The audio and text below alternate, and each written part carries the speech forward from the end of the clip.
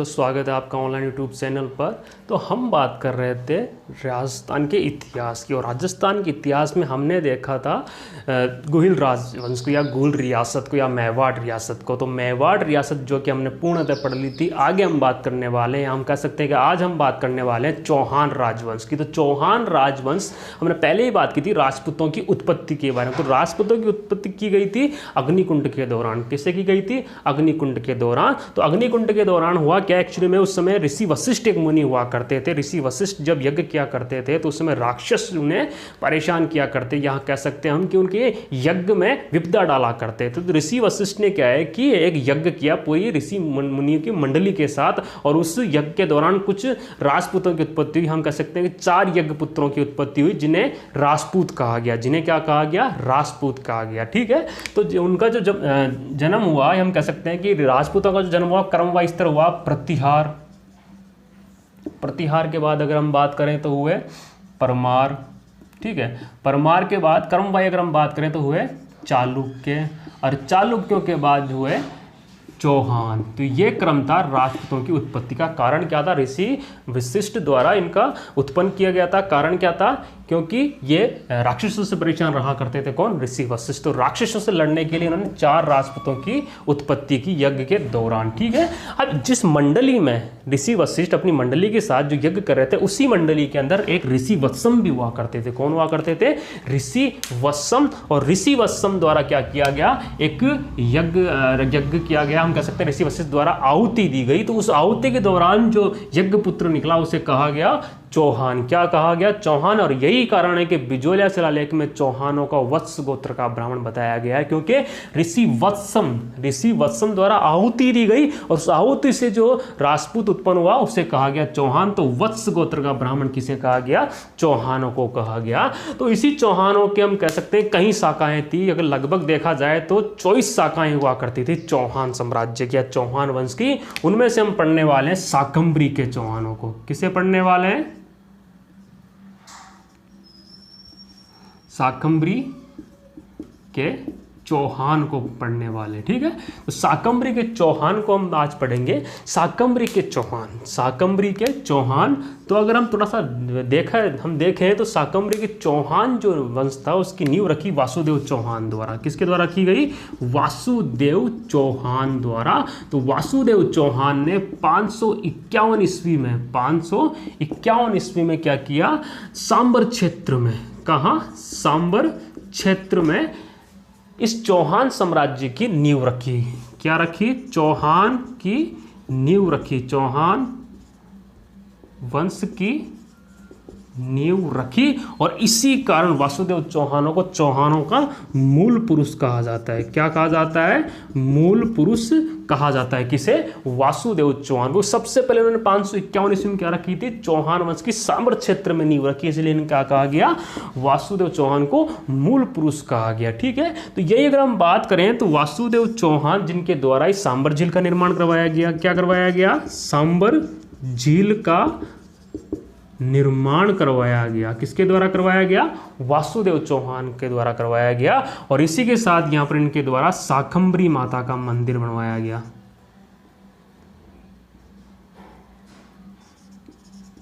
शाकंभरी माता जो कि इनकी कुल देवी हुआ करती थी। किनकी? शाकंभरी के चौहानों की कुल देवी का मंदिर बनवाया सांबर क्षेत्र में। हम कह सकते हैं सांबर झील के किनारे क्या किया? मंदिर बनवाया। और मंदिर कौन सा था? शाकंभरी माता का। शाकंभरी माता क्या थी? इनकी कुल देवी हुआ करती थी चौहानों की, या शाकंभरी के चौहानों की कुल देवी कौन हुआ करती थी? शाकंभरी माता। तो यहाँ पर क्या किया इन्होंने? वासुदेव चौहान ने सांबर झील का निर्माण इनके द्वारा करवाया गया। सांबर क्षेत्र में चौहान वंश की नींव इनके द्वारा रखी गई, इसलिए इन्हें कहा गया चौहानों का मूल पुरुष। यह कार्य इन्होंने किया 551 ईस्वी में। और शाकंभरी माता का मंदिर भी कहां बनाया? उन्होंने सांबर क्षेत्र में बनाया। अब यहां पर हम कह सकते हैं कि राज्य की स्थापना या चौहान राजवंश की स्थापना करने से पहले, नींव डालने से पहले ये क्या हुआ करते थे? ये हुआ करते थे सामंत। क्या हुआ करते थे? सामंत। और सामंत भी किनके? प्रतिहारों के सामंत। किनके सामंत हुआ करते थे? प्रतिहारों के सामंत। कौन? वासुदेव चौहान। तो वासुदेव चौहान ने 551 ईस्वी में क्या किया? सांबर क्षेत्र में चौहान वंश की नींव रखी। तो चौहान के द्वारा इस सांबर क्षेत्र की राजधानी रखी गई अहिछत्रपुर। राजधानी किसे बनाई? अहिछत्रपुर को। अहिछत्रपुर बोले तो वर्तमान का नागौर। क्या? वर्तमान का नागौर। तो नागौर का प्राचीन नाम क्या था? अहिछत्रपुर। तो राजधानी तो किसे बनाई? अहिछत्रपुर को बनाई। राज्य कौन सा था? सांबर क्षेत्र। ठीक है, तो चौहान वंश की प्रथम राजधानी कौन सी हो गई? अहिछत्रपुर हो गया। हालांकि कुछ इतिहासकार ये भी कहते हैं कि साहब सांबर सांबर क्षेत्र की राजधानी थी, जबकि हम बात करेंगे यहाँ पर सांबर क्षेत्र की प्रथम राजधानी या फर्स्ट राजधानी जो कि कौन सी हुई? अहिछत्रपुर हुई, जो वासुदेव चौहान द्वारा बनवाई गई। अब जिस क्षेत्र में इन्होंने अपने राज्य की स्थापना की, तो उस क्षेत्र में ये पूरा एक समूह हुआ करता था। हम कह सकते हैं सांबर झील के आसपास का पूरा एक समूह हुआ करता था, और ये समूह पूरा 1.25 लाख गाँवों का समूह था। कितने का समूह था? 1.25 लाख गांवों का समूह था। इस कारण ने क्या कहा गया? सपादलक्ष भी कहा गया। सपादलक्ष भी कहा गया। किन्हें कहा गया? इस शाकंभरी के चौहानों को भी। जिस जगह इन्होंने राज्य की स्थापना की, सांबर झील के चारों ओर ये पूरा 1.25 लाख गांवों का समूह था, इसलिए इन्हें क्या कहा गया? सपादलक्ष भी क्या कहा गया? क्या कहा गया? सपादलक्ष। 1.25 लाख गांवों का समूह रहने कारण क्या कहा गया? सपादलक्ष। तो हमने बात की चौहान वंश की स्थापत्ति को लेकर। तो शाकंभरी के चौहानों की जो नींव रखी गई वासुदेव चौहान द्वारा 551 ईस्वी में सांबर क्षेत्र में। प्रारंभ में ये प्रतिहारों क्या हुआ करते थे? सामंत हुआ करते थे। बाद में उन्होंने क्या किया? अपनी एक वंश की नींव डाल ली, जिसे चौहान वंश कहा गया। शाकंभरी माता इनकी कुल देवी हुआ करती थी। इन्होंने क्या किया कि शाकंभरी माता का मंदिर बनवाया सांबर क्षेत्र के अंदर। ठीक है, जिसे देव यानी तीर्थवी कहते हैं। देव यानी तीर्थवी कहते हैं। किसे कहते हैं? इस शाकंभरी माता के मंदिर को देव यानी तीर्थवी कहते हैं। तथा अगर एक दूसरा इसका और उपनाम देखें शाकंभरी माता का, तो इसे इस मंदिर को कहा जाता है तीर्थों की नानी। तीर्थों की नानी। ठीक है, तो शाकंभरी माता के हम उपनाम भी देखें, देवयायी तीर्थ। ठीक है, दूसरा देखा तीर्थों की नानी। तो ये उपनाम हुआ करते थे शाकंभरी माता। शाकंभरी माता जो कि इनकी क्या हुआ करती? चौहानों की कुल देवी हुआ करती थी, शाकंभरी के चौहानों की। ठीक है, मूल पुरुष कहा गया किसे? वासुदेव चौहान को। क्यों कहा गया? क्योंकि इसके द्वारा क्या था कि चौहान वंश की नींव रखी गई, इसलिए इसे क्या कहा गया? मूल पुरुष। सांबर झील का निर्माण भी किसके द्वारा करवाया गया? वासुदेव चौहान के द्वारा करवाया गया। 1.25 लाख गांवों के आसपास का समूह इन्होंने अपने राज्य क्षेत्र में मिलाया, इसलिए इसे क्या कहा गया? सपादलक्ष के चौहान भी कहा गया। वासुदेव चौहान के बाद इसी वंश के आगे जाके शासक बने कौन? गुवक फर्स्ट। गुवक फर्स्ट, जिन्होंने हर्षनाथ, सीकर के अंदर जो हर्षनाथ जी का जो मंदिर है, सीकर में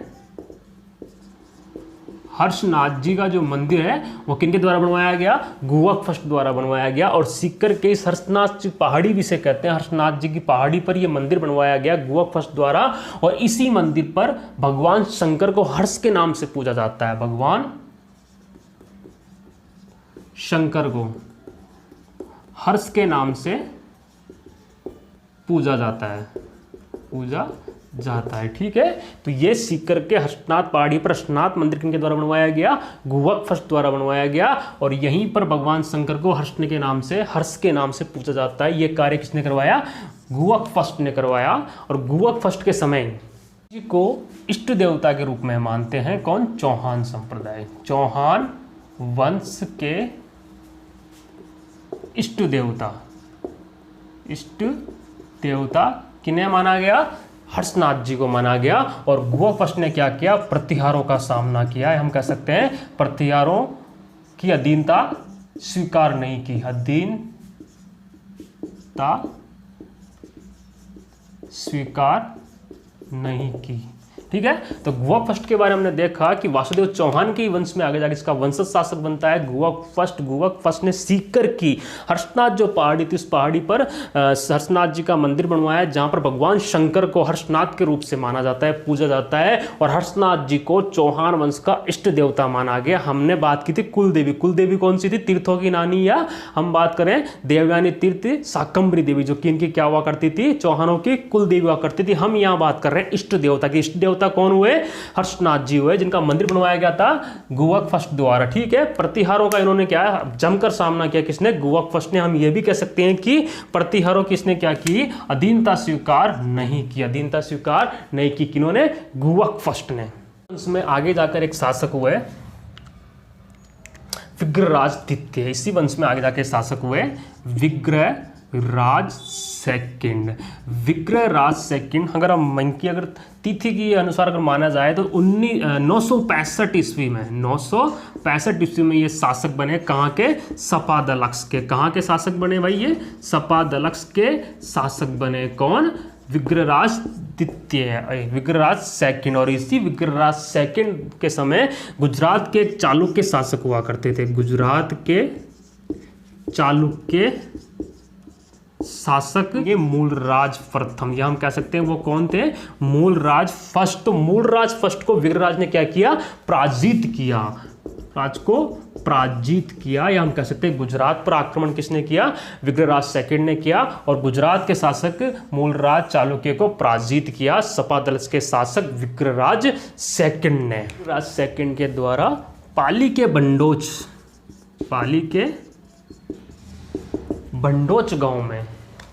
बंडोच गांव में एक मंदिर बनवाया गया, आशा माता का मंदिर। आशा माता का, या हम कह सकते हैं आशापुरा माता का मंदिर बनवाया। किनके द्वारा? विग्रहराज सेकंड के द्वारा आशापुरा माता का मंदिर बनवाया गया बंडोच में। और उसी के साथ हम कह सकते हैं इन्हें क्या कहा गया? चौहानों की कुलदेवी माना गया। क्या माना गया? चौहानों की कुलदेवी। ध्यान से देखना दोस्तों, हमने पहले भी चौहानों की कुलदेवी की बात की थी, और वो हुआ करती थी कौन? शाकंभरी माता। तो कहा जाता है कि शाकंभरी माता का एक पुनर्वर्तित एक रूप हुआ करता था, उसे कहा गया आशापुरा माता। इसलिए वहां उन्हें भी कुलदेवी कहा गया, यहाँ इन्हें भी कुलदेवी कहा गया। चौहान वंश में आगे जाके एक शासक हुआ है पृथ्वीराज प्रथम। कौन हुए भाई? पृथ्वीराज फर्स्ट। और पृथ्वीराज फर्स्ट ने क्या किया? करीब हम बात करें 1105 ईस्वी की, 1105 ईस्वी की। तो 1105 ईस्वी में उन्होंने क्या किया? पुष्कर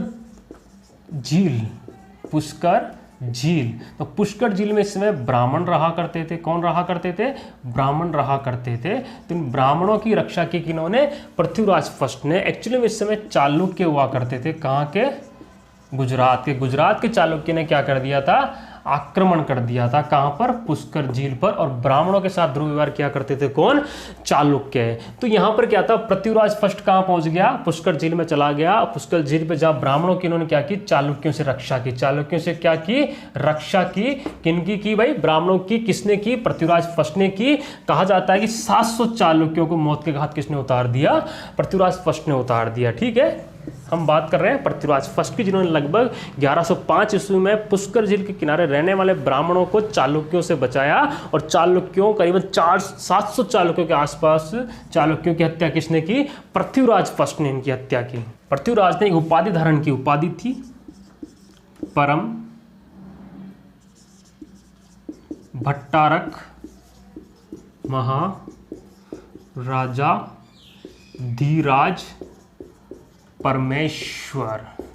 पृथ्वीराज द्वारा एक उपाधि ली गई, परम भट्टारक महाराजा धीराज परमेश्वर की उपाधि ली गई पृथ्वीराज फर्स्ट द्वारा। पृथ्वीराज फर्स्ट के एक मंत्री हुआ करते थे। इन्हीं पृथ्वीराज फर्स्ट के एक मंत्री हुआ करते जिनका नाम था हट्टद।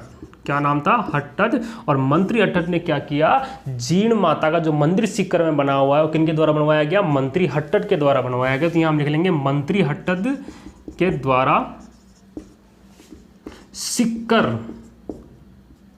में जीर्ण माता का मंदिर बनवाया गया। किसके द्वारा बनवाया गया भाई? मंत्री हट्टद के द्वारा बनवाया गया, जो कि किसका मंत्री हुआ करता था? पृथ्वीराज फर्स्ट का। तो पृथ्वीराज फर्स्ट जिन्होंने 1105 में पुष्कर झील के ब्राह्मणों की चालुक्यों से रक्षा की, 700 चालुक्यों की इसने हत्या कर दी, परम भट्टारक महाराजा धीराज परमेश्वर की उपाधि धारण की किन्होंने? पृथ्वीराज फर्स्ट ने। और इन्हीं पृथ्वीराज फर्स्ट के एक मंत्री हुआ करते थे। कौन? हट्टद। हट्टद ने क्या किया? सीख करके जीर्ण माता का मंदिर का निर्माण करवाया। किन्होंने? मंत्री हट्टद। जो किनके हुआ करते थे मंत्री? पृथ्वीराज फर्स्ट के मंत्री हुआ करते थे।